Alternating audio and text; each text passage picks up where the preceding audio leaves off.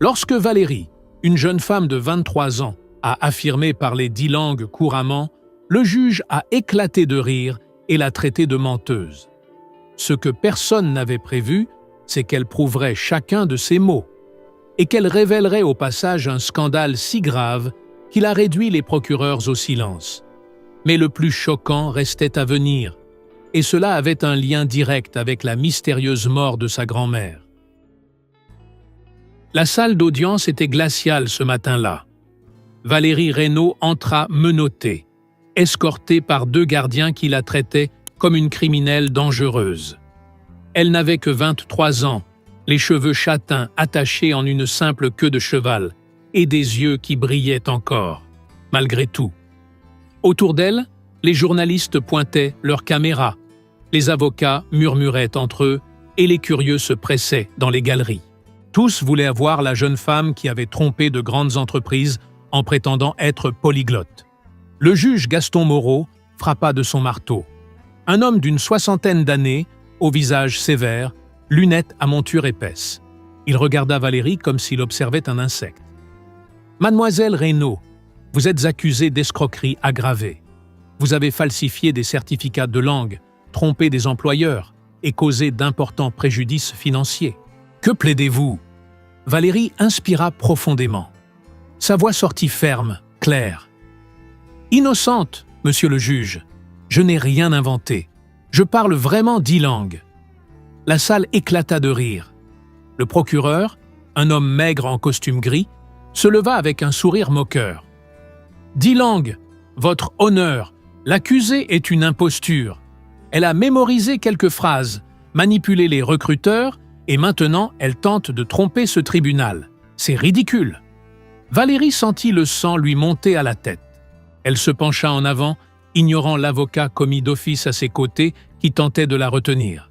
« Alors, testez-moi. Ici, maintenant. Faites venir des professeurs, des linguistes, qui vous voulez. Je le prouverai. » Le juge fronça les sourcils. Voilà qui était inhabituel. Les accusés cherchaient en général à se dérober, pas à provoquer. « Silence. Vous aurez l'occasion d'assurer votre défense au moment opportun.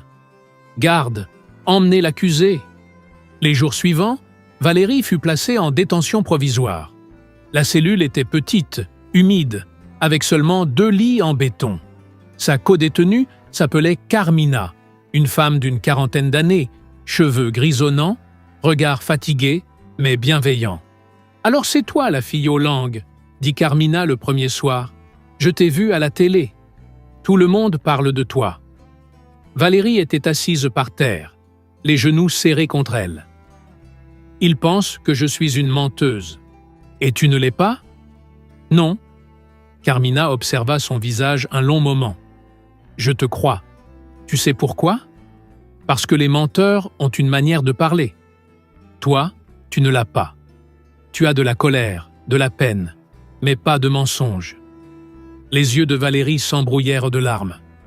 Cela faisait longtemps que quelqu'un ne l'avait pas cru. « Comment t'as appris tout ça ?» demanda Carmina. Alors Valérie commença à raconter. Sa grand-mère, Lucienne Raynaud, avait travaillé toute sa vie comme gouvernante pour des familles diplomatiques à Paris. Valérie avait grandi dans ces maisons, jouant avec des enfants venus des 4 coins du monde. Pendant que Lucienne s'occupait des résidences, la petite absorbait les langues comme une éponge. Il y avait la famille Wang, à l'ambassade de Chine. Madame Wang m'apprenait le mandarin pendant qu'on préparait des raviolis. Il y avait les Hoffmann, des Allemands. Monsieur Hoffmann adorait la philosophie et me prêtait des livres. Les Al-Rahman m'ont appris l'arabe parce que je leur posais des questions sur leurs prières. Je n'ai jamais étudié ces langues à l'école. Je les ai vécues. Carmina l'écoutait, fascinée. « Et ta grand-mère ? Où est-elle maintenant ?» Le visage de Valérie se ferma. « Elle est morte il y a 2 ans. Crise cardiaque, d'après eux. Mais j'ai toujours trouvé ça étrange. Elle était en bonne santé, robuste. Et les dernières semaines, elle était très nerveuse.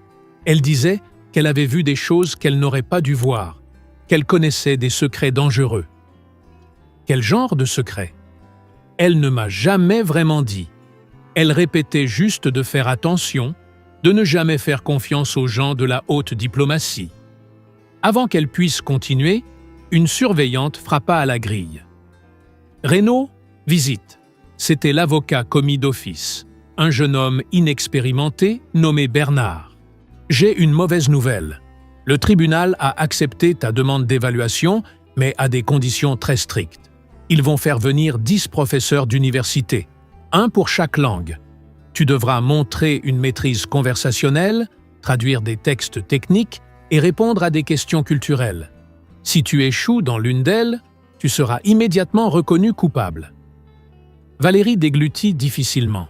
« Quand ? » ?»« Dans 5 jours. » 5 jours. Était-ce suffisant ?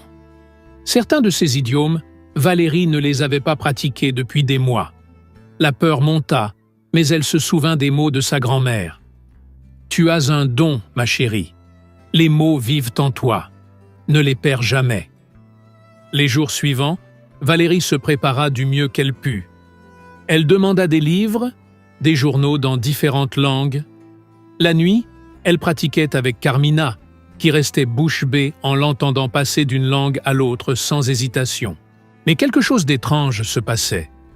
Une psychologue du tribunal était venue l'évaluer et lui posait des questions bizarres, comme si elle cherchait à la faire passer pour instable. Un des gardiens avait commencé à la provoquer, l'appelant la charlatane. Le directeur même du centre de détention était passé un jour devant sa cellule et lui avait lancé un sourire glacial qui lui glaça le sang. « Tu fais trop de bruit, fillette, » dit-il. « Et les gens puissants n'aiment pas le bruit. » La veille de l'audience, Valérie ne parvint pas à dormir. Carmina s'assit à côté d'elle. « Tu vas y arriver, j'en suis sûr. Et si j'y arrive pas? Et si ma mémoire me trahit? Et s'ils me tentent un piège? Alors tu te battras, encore et encore, jusqu'à ce qu'ils lâchent nos prises.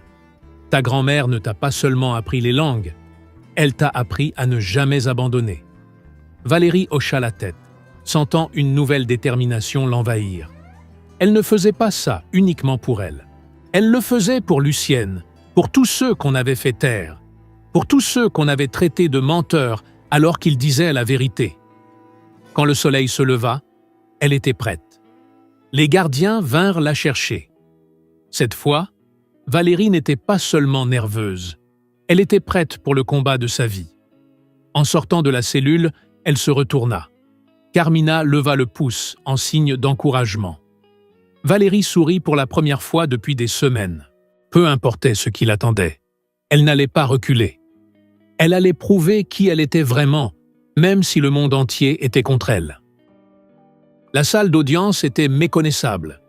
10 bureaux avaient été disposés en demi-cercle, chacun occupé par un professeur, accompagné d'équipements d'enregistrement.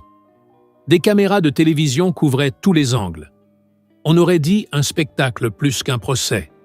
Valérie fut placée seule au centre, sous des projecteurs aveuglants. Le juge Moreau énonça les règles d'une voix monocorde. Chaque professeur procédera à 3 épreuves: conversation spontanée, traduction de textes techniques et analyse culturelle. Vous devez réussir les 3. Nous commencerons par le mandarin. La professeure Li Chen, une femme élégante de l'université de la Sorbonne, observa Valérie avec un scepticisme poli. « Bonjour, commençons par quelque chose de simple. Parlez-moi de la fête du printemps. » Valérie inspira profondément et se lança dans un mandarin fluide. Elle décrivit les traditions, la signification des enveloppes rouges, les réunions familiales. Mais elle alla plus loin. Elle parla du nouvel an passé avec la famille Wang, de la manière dont Madame Wang lui avait appris à préparer des jiaozi, des histoires que le grand-père Wang lui racontait sur son village natal. La professeure Li cligna des yeux, surprise. « Vous avez un accent de Pékin, mais avec des intonations du Sichuan. Comment est-ce possible ? » Monsieur Wang venait de Pékin, mais sa femme avait grandi à Chengdu. J'ai appris avec les deux. La professeure lui demanda ensuite de traduire un texte de philosophie confucéenne. Valérie lut, réfléchit un instant, puis traduisit avec précision. Lorsqu'elle eut terminé, Madame Lee acquiesça lentement. Admise. Un murmure parcourut la salle. Vint ensuite l'allemand. Le professeur Klaus Schmidt, un homme sérieux à la barbe grisonnante, prit la parole. Parlons de Kant. Expliquez l'impératif catégorique en allemand. Valérie ne se contenta pas d'expliquer. Elle argumenta, interrogea, cita des passages de mémoire. Klaus devint peu à peu plus animé, oubliant même qu'il se trouvait dans un tribunal. Lorsqu'elle évoqua une discussion qu'elle avait eue avec M. Hoffmann sur l'éthique kantienne, Klaus sourit pour la première fois. « Vous comprenez vraiment, ce n'est pas du par cœur, vous l'avez vécu. » Admise. Et ainsi de suite, langue après langue. En arabe, elle récita de la poésie et expliqua des différences dialectales.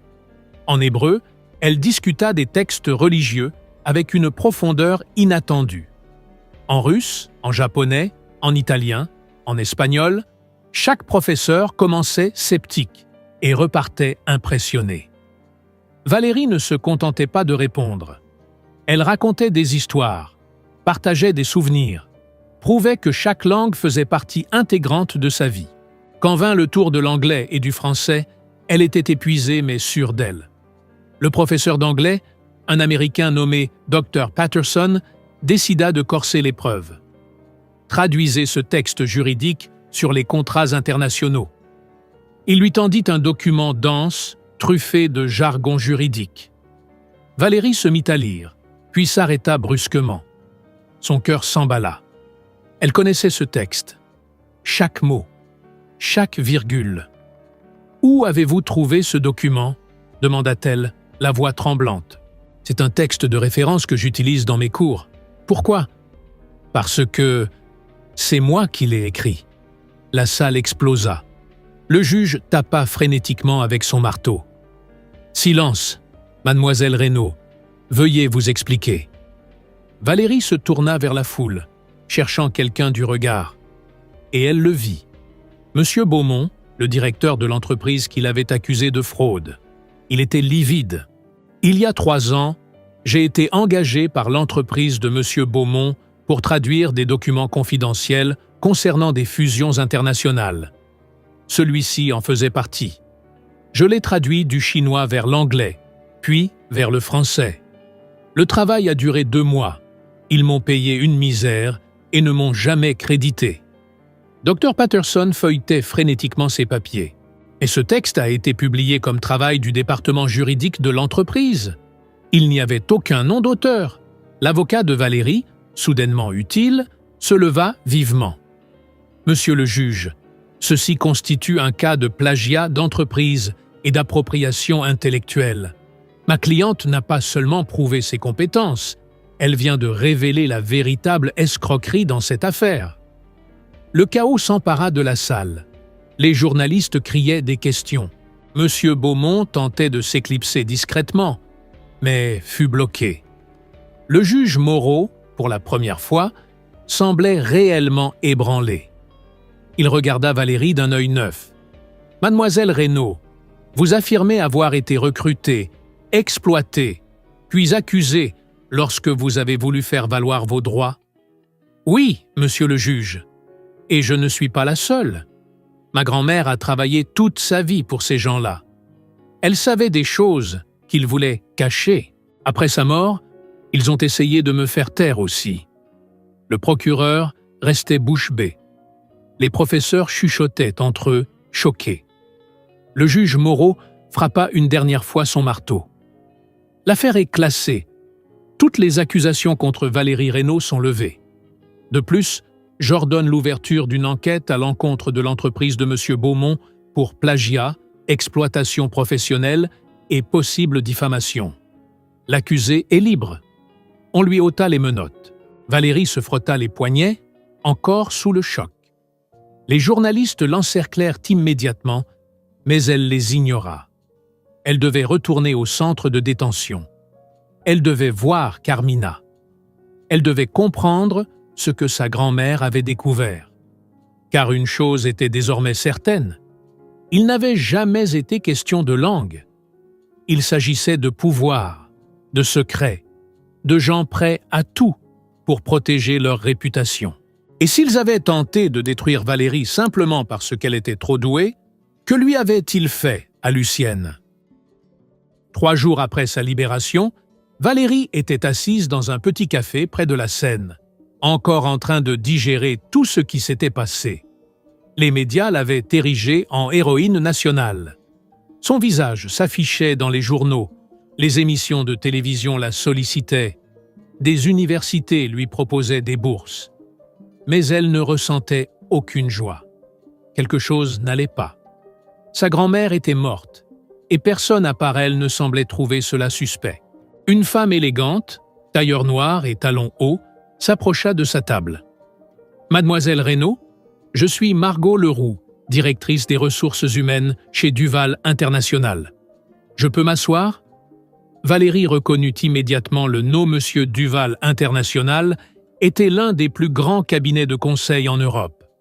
Elle avait postulé chez eux 2 ans plus tôt et sa candidature avait été rejetée de manière brutale. « Vous m'avez recalé. Vous disiez que je manquais d'expérience, que mes qualifications étaient douteuses. » Margot eut au moins la décence d'avoir l'air gênée. « Je me suis trompé. Complètement. Et je suis ici pour vous proposer non seulement un poste, mais un poste à responsabilité. Directrice de notre nouvelle division de communication multilingue. Salaire à 6 chiffres, avantages complets, bureau personnel. » Valérie aurait dû être ravie. C'était exactement ce qu'elle avait toujours voulu. Mais quelque chose dans l'attitude pressée de Margot, dans sa façon nerveuse de jeter des coups d'œil autour d'elle, éveilla la méfiance. Pourquoi maintenant? Pourquoi cette urgence? Margot hésita. Parce que des gens très puissants s'intéressent à vous. Et tous ne vous veulent pas du bien. Travailler avec nous vous offrirait une certaine protection. Avant que Valérie ne puisse répondre, un homme âgé s'assit sans y être invité.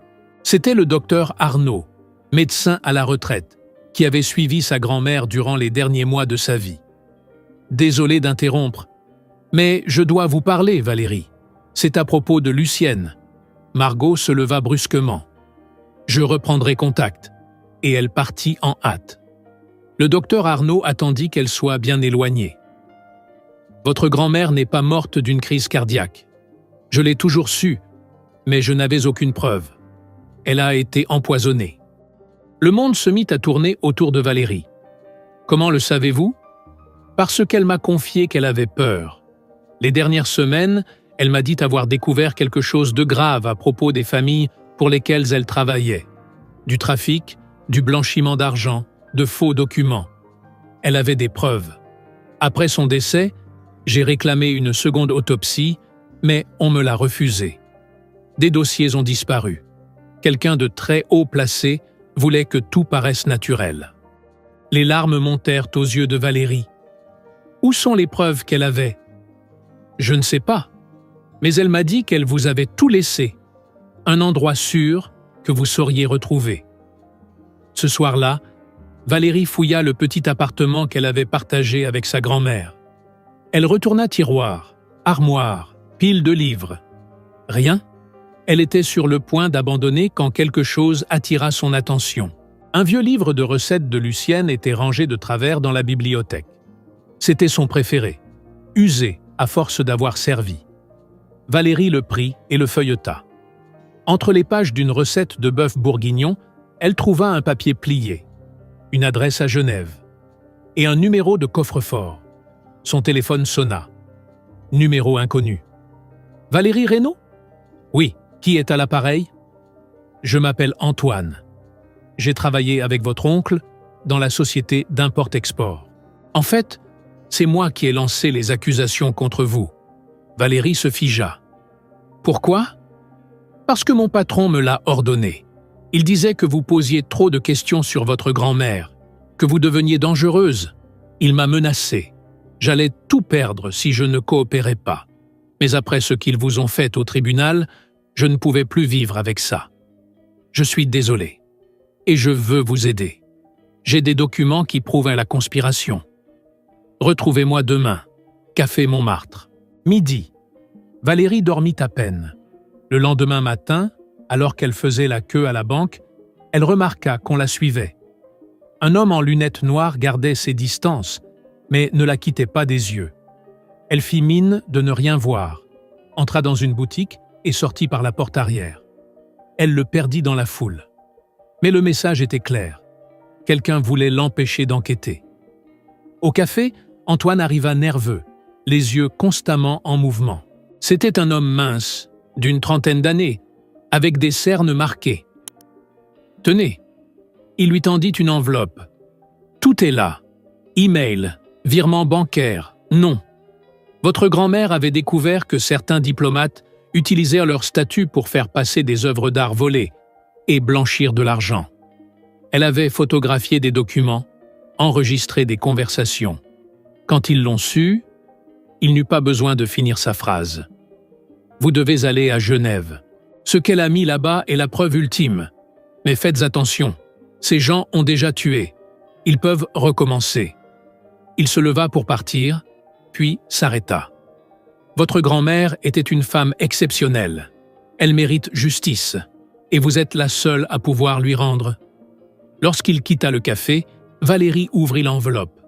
À l'intérieur, des noms qu'elle connaissait, des diplomates, des chefs d'entreprise, même quelques politiciens. Et au centre de tout, orchestrant l'ensemble, le nom du directeur du centre de détention où elle avait été enfermée. Soudain, tout commença à faire sens. Valérie était dans son appartement en train de trier les documents qu'Antoine lui avait remis lorsqu'on frappa à la porte. Elle jeta un œil par le judas, 2 hommes en costume sombre. Ils n'avaient rien de policiers ordinaires. Leur posture trahissait une formation d'agents fédéraux. « Mademoiselle Reynaud, » dit l'un d'eux, « nous devons vous parler. C'est une question de sécurité. » Elle ouvrit prudemment. « Je suis l'agent Dubois, voici l'agent Mercier. Nous savons que vous enquêtez sur la mort de votre grand-mère. Il faut que vous arrêtiez. Immédiatement. » « Pourquoi ? Parce que je m'approche trop près de la vérité ?» Dubois soupira. « Parce que cette vérité peut vous tuer. Les gens que votre grand-mère a démasqués ne sont pas seulement puissants, ils sont dangereux. Il y a déjà eu 2 tentatives de filature cette semaine. Sans notre surveillance, vous ne seriez peut-être plus là pour en parler. » Mercier sortit des photos. Valérie apparaissait dans divers endroits de la ville, toujours avec des silhouettes inquiétantes à proximité. Qui sont ces gens ? Des mercenaires, engagés pour vous intimider ou vous éliminer si nécessaire. Le réseau que Lucienne a découvert brasse des millions d'euros par an. Ils ne laisseront pas une fille de 23 ans faire tout s'effondrer. Valérie s'assit, abasourdie. « Et vous attendez quoi de moi ? Que je me taise ? Que j'oublie ma grand-mère ? Nous voulons que vous nous laissiez faire notre travail. Remettez-nous les documents. Nous irons jusqu'au bout. » Valérie les regarda longuement. Ils semblaient sincères. Mais elle avait appris à ne faire confiance à personne. « Il faut que j'y réfléchisse. » Après leur départ, Valérie prit une décision. Elle devait retourner au centre de détention, revoir Carmina, mais surtout, affronter le directeur. Le lendemain, elle retourna à l'endroit où elle avait été incarcérée. La réceptionniste la reconnut aussitôt. « Mademoiselle Reynaud, quel honneur! Que puis-je faire pour vous? » « Je voudrais parler à une détenue, Carmina Souza, et ensuite au directeur. » Carmina fut surprise, mais ravie de la voir. « Ma fille, t'es partout dans les journaux. Je suis si fière de toi. » Elles s'embrassèrent à travers les barreaux. « Carmina, j'ai besoin de savoir. Est-ce que tu as entendu le directeur parler de ma grand-mère ?» Le visage de Carmina se ferma. « En fait, oui. Quelques semaines avant que tu arrives ici, je nettoyais près de son bureau. Je l'ai entendu au téléphone. Il disait un truc comme « Le problème Reynaud aurait dû être réglé depuis longtemps et la petite fille fait trop de bruit. » Je trouvais ça bizarre, mais quand t'es arrivé, tout a pris sens. Tu peux en témoigner ?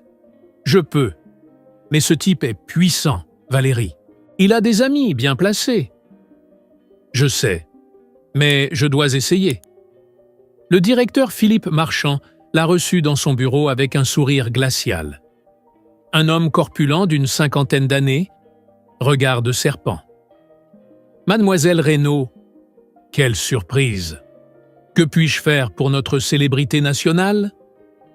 Vous pouvez commencer par m'expliquer pourquoi vous avez parlé de ma grand-mère quelques semaines avant que je sois emprisonné ici. Le sourire s'effaça. Je ne vois pas de quoi vous parlez. Carmina a entendu. Vous avez dit que le problème Reynaud aurait dû être réglé.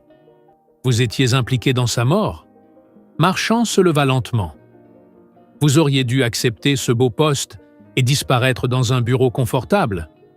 Mais non, il fallait que vous soyez comme elle, têtue, curieuse.